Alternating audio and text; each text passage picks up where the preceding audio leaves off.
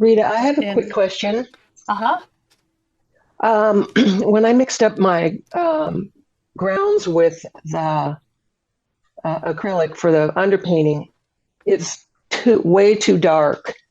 And Oh. I don't have any white, but can I just add more grounds or should I water it down or should I just wait till I get some white to lighten it up? So you mean your gold color?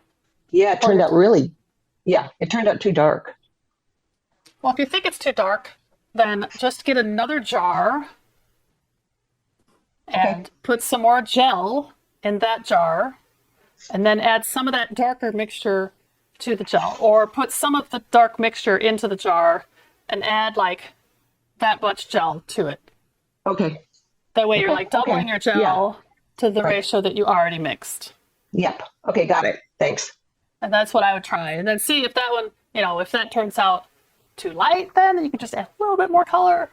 So it's just kind of, trial and error. See, Okay, good idea. but Thanks. a darker color is not a bad thing either.